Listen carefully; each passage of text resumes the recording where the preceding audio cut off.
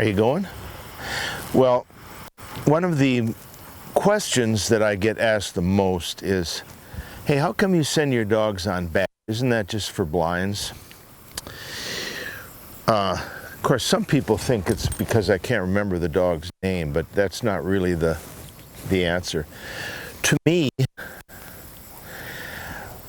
back is a command meaning go.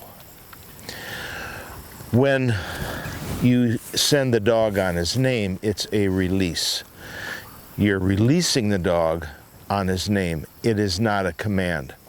A good example of why that is accurate is if you have a dog that's on a long mark, let's say, and gets about halfway out to the mark and starts to slow down and maybe even stops, what are you going to say to him? Are you going to call his name, or are you going to say back? Because back means go.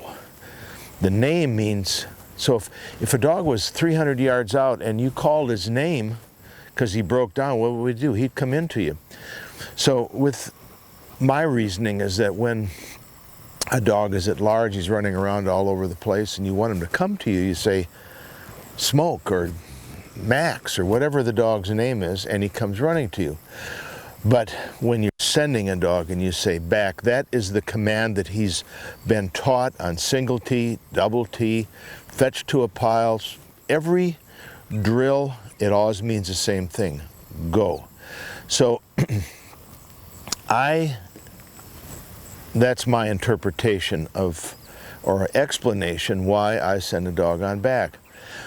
Keeping in mind that I don't try to convince people to do that. People can do anything they want, and I'm good with it. For me, I want a command that says go, and that's why I use it. So anyway, that's why I use the back command. Almost everyone in that I know that trains dogs sends their dog on its name. I don't. I say back. Years ago, everybody said back. Then somebody said, hey, why don't we'll just use the dog's name on marks and back on blinds, so the dog knows the difference between marks and blinds. I think a dog needs to know the difference, and I tell him, if it's a mark, I'll say, where's the bird, or way out, or something like that. And if it's a blind, I say, dead bird. That means it's a blind. Regardless, back means go. So, if you're watching this anywhere but on my blog, go to it. I've got lots of stuff on there that are training tips and things that are fairly interesting to people that want to train dogs. So, go there and see the other stuff, and have a great day.